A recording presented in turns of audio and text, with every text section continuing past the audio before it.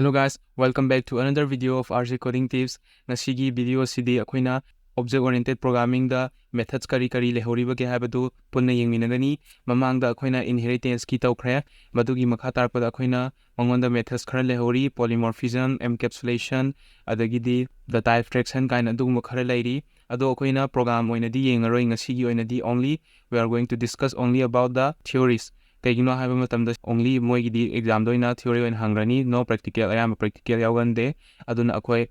sigi oina di theory du ayam nainagani aduga image kharazu ucharakani photo singduda mayam puning minau aduga gyantani haina lawjai so akoi RG Coding Tips channel sisu 200 subscriber yogdore duna yam thuna mayam nei hanbiro so let's hit 200 subscribers and continue our journey video sing sigi oin hongnawa tawsi let's start the video.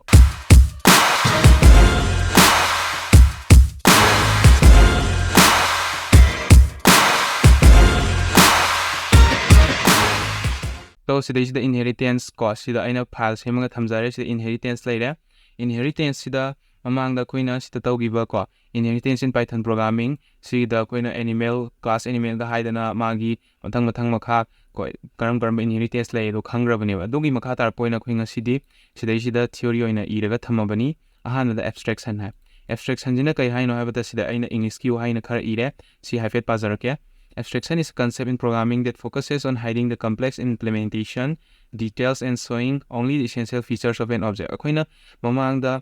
25 sida akoina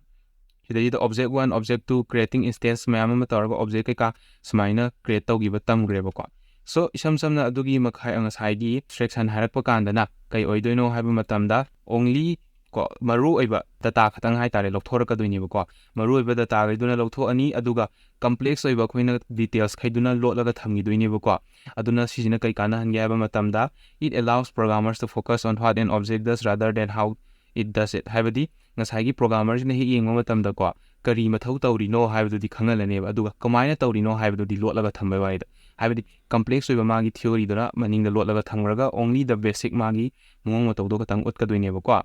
aduga in Python, abstraction is achieved using abstract classes and interfaces allowing the creation of a blueprint for other classes. So Python da abstraction kamaina tawge hai taragadi koina abstract class sina bani khangde natraga koina interface kamayam sinaraga semgani so CGD koina ngasai gi Python da kamaina semgani khotkani hagadi koina ski mamang inheritance tawgiba ko sigi number 26 da sidai da makoi reference lawba yagani when object create tawba matamda sidai da animal equal to tiger kaina haibase sidai da ngasai gi koina kawba matamda ngasai gi magi animal haiba class to adudi mathakta laigrabane asidi utlaroiba ko komaina semino haibdi utlaroi only lakadoi se animal da tiger haiba se asitang speak to hangi buduneba ko aduna takpadi ngasai gi main oiba idea do tang utpani magi background da komaina tawrino haibdi khanganda only the basic magi output to tang phanganbani how it is performed haibdi uthokte ba ko sijibu koina kai haira khangneiba the type abstraction haira khangneiba ko so in short it means to keep hidden haibdi ngasai gi abstraction haibase hide tawraga thammo haibaneba ko so sidai da aina abstraction gi image amakhak semaga thamjabani sima yam poning ni sidai method of obsta abstraction hai ko simyam si ubi haina khali sidai da nakan tangkhai ma di u pangi duga mangi body tangkhai ba di utte ba ko aduna tangkhai ma sina magi ngasai gi method sing do lagi doine method sing di u phangaroi only mana tawri ba thabak to output pirei bu tang u phangdoine ba ko si jibo khoina abstraction har khangne duga mayam sidai da rginstitute.rajit haiba si khoi gi Instagram page ni mayam sidai su follow to biramu sigumba khoi gi kana raba khoi gi programming gi tips and tricks mayam thagat sabani mayam adu soidana follow to biramu haiduna haijari so sidai da inheritance ki somtang yingamsi mamang to methods of obsta inheritance hai inheritance si akhoi mayam Naruto yengbi haina lawjarage ko Naruto khoi gi anime sida ma gi Naruto leire Naruto gi macha sina Boruto ni ko sidai da Naruto na mana tawriba thabak haido haibani mai macha da lakadoini ba yam samna koin inheritance to kan da parent tagi child da lakhiba adu mayam do sijina utpangam doini ba ko like father like son ka ham do domaina next koin abstraction lakhyo ne ko sijina tangkhai ma utlani tangkhai ma hide tawra thamba ko siba lai next point mu laksi encapsulation hargadi it is the process it is the practice of bundling and data methods that operate on data within a single unit, typically a class hai ko ngasai gi encapsulation hargana khona bundle sema thamgi dunia habidi class se bundle sema thamde either public ona thamba yai private oina thamba yai or protected oina thamba yai habadi maze access tawda private oragadi access tawba yaroi specific class natana adagi public thamagadi amektan access tawba yaduni protected tana hoi somewhat khara yarani khara manam yaroi doine ko aduna encapsulation haragadi ngasagi packet oina sema thamdoine ko it restricts data access to some object to sida samanan haire shin duga sida kaidodana bono tasing haragadi man thamija preventing unintended interference and misuse lana sinadaba aduga loinana ko akhoi hekta changning ba mong da changhandana bagi mong da ne bo thamdoise ko in Python encapsulation is using private and protected access modifiers to akhoi na class da ko class the private or NBI public or NBI adu semaga akhoi na Python da program encapsulation ji thamba ya duine bo ko similar so in short ta maja kai hagengo the elements are kept inside a capsule habidi akhoi na guli Manipuri arga guli habdo ko guli akhoi gi capsule by capsule da sema thamdoine private public adagi protected se ko sijine so image usara ke mayam aduga karigumba mayamna sigi video se kitang thumali haina khanbiragadi video se post tawraga mate yengbiu aduga adum gyan tani haina khanjai maramdi akhoi gi sita taiba se akhoi gi language isa imaron da juta abani aduga loinana this image hapaga tak pasina akhoi gi visual representation ni mayam sigi image singje dum ai link ta hapcharamge mayam changa yengbiu sijingji yengboda dum gyan tani haina khangjai ko so sidai yengsi ko sidai encapsulation hai private sida sigi data se manung jida close to na half kra thamgrabne protected se somewhat ko manung jida changjala half thamgrabani adubu public tadi yengo ba magi di thugairaga haidora is data se public wa thamdeni duga data se public wa thamdeni duga madi dum yamna access tawba yaduni duna haidokpa yaduni bako sini protected na either private na tabako haibadi karom da somewhat karom da no phajana solo jala thambi deba private haijina karamta changba yaroida access pulap thinjan doini ko sini sijina encapsulation method later next ta akhoi gi reusability habam lai reusability hai targadi mayamna khoina dum common oina khangnei hanjan sina ba hamne akhoi program je yam sangni irakpa kanda matek yarkane marak akhoi class he hanjan sina ningba ko adugumba kanda akhoi reusability gi idea je lakadoine akhoi program around 100 lines ire sida akhoi class ama yawre class he ai hanjan idau sarupuri class ama da hapsan rani adugi class to hanjan kawne hena phaiba ko admine tawdara code se reusability o handoine ba adana sida haje it refers to the ability to use components of code in different programs or in different parts of the same program without modification haje jaga ko akhoi program habidi program ama da oibi ai natraga program atopa program ama da hana gi program leibadagi kawra azu dum yai smain tawdana kawraga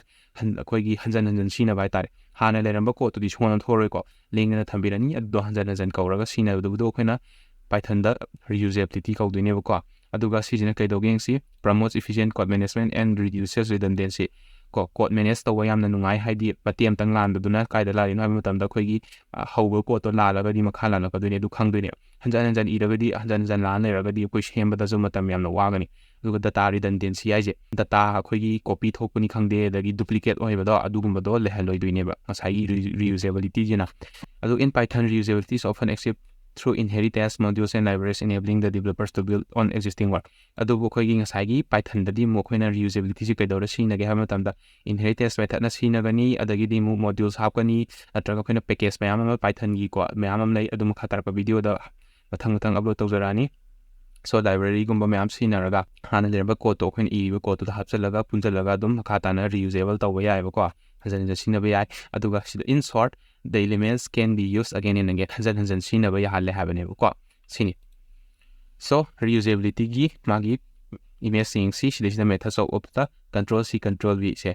ko wakhan laina sina haije ko habidi reusable hello ba habidi hanjan koina thousands of lines of codes even with only 500 ta samjalaga hanjan sinaba ya doine ko sini so koina program yu zu ko khara thadaraga koigi singna ibigada ko sibokta laire next polymorphism so polymorphism jina aroiba oidoni poly habase khoina judum khange poly habidi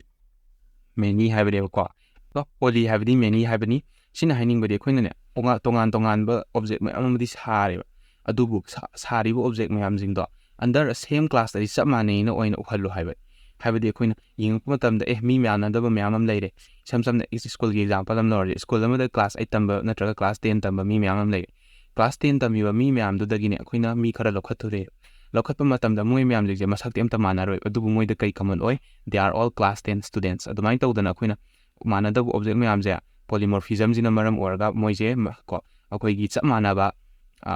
masak oina uhandoine ko sina koi polymorphism gi mathau oidine. So it allows objects of different classes to be treated as objects of common superclass haise ko ngasai gi class khena ba mayam amadagi object la agasu common superclass amagi makhada thami haina laudoini. This is known as polymorphism habidi many do mayam do punja lo aduga amatangi makhada oina layena utlu habidi. So it enables a single interface to represent different underlying data types. Data types manadabu oibi manabu oibi si mayam dingje under a single class da thamane. Adagi di Python jida polymorphism is achieved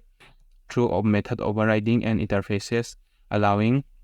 function to use objects of different types at different tasks, making code more flexible and reusable. Samana is the high ngasai ko hanjan isan be mong dani habidi code to reuse tor hanjan iraga ngasai class to samana na sumsina be wani ko adu kanda ngasai moise masak se sab samana object se masak mana akanda ngasai ko function do tongan ko muta hanjan amatang ko rani adu ga moi myam pulak mana na thapok tawina be yadoine ba ko. So in short, it is the ability to take more than one form. Polymorphism hai taragadi ability to take more than one form. Maze masak se amatang nate mayam many mayam form amam one be tawanga me ko. So this is known as polymorphism. Asini aduga sigi magi polymorphism gi image amuk charke method of obsta polymorphism har se Naruto da muhale ko sigi Naruto sida to ama ani ahumari si tongan ba Naruto haidi mana clone tawra thoklakpani sije class atop amagi object oibi si class amagi atop object oibi si class amagi atop object oibi object mari leire object mari je akhona Naruto ngaktoin uri je because they are all Naruto haidi Naruto ngaktani uba ji soina super class amagi makhada thamaga moise chap manaba object ama ohen so moise manada object orga su ko chap manaba class ami makhada leba object oina uhangi doine ko. So sijibu akoina polymorphism haina khangnei sibokta gyan tai haina lawjarge myam amkazu han haijari video se kitang thuyena khanbiragadi video se kitang tapthabiraga dum yengbiu kaisu kaide aduga loinana si koi post tawraga mate yengbiu aduna hena gyan tawani haina lawjai. So video se ju yamna sangangargadi khoi yengbadaju khoigi boring chubasu phawbe ai aduna video se yari ba khaitena thamjagena honajabani mayam kariyumba khoigi effort sibu support tawbiningagadi channel sibu subscribe tawsanbiramo aduga video sibu nangai bi khanbiragadi like tawbiramo aduga dongi friend circle singdasu yariba makhai share tawbiyo akhoigi sumaina program Python programming gi community ama semaga khoi punna grow tawminasi haiduna haijari. So koi projects haba horaga doine ko projects haba horani aduga marak koi exercise dum hapcharakani aduga koi gi maru oiba Python gi code macha koi darkar oiragadi akoi gi problem solve tawba tam doine ko aduna mayam video sibu miss tawdana ba channel sibu subscribe tawsanbiramo akoi 200 subscribers si yauna ba hona minarsi aduga koi Python je punna haiminarasi haiduna haijari. So mayam sigi lairiba wai mayam sing se sijiga loinana sida lairiba inheritance, abstraction, encapsulation, reusability and polymorphism ko sigi mayam sing se ai video da link chanjaramage mayam dum changduna yengbiu aduga loinana mayamna yam line khangbi gi haitaragadi sigi in short hairiba wahai jingje sije paigi ko si joina pabiu haitare khoi yam line khangbi gi haitaragadi sina one sentence ta khangba ya boidene ba ko. So sibukta thamjarage me. So ngasi oina di video se swai da tension jarge myam. Thank you so much guys for watching this video and I will see you next time.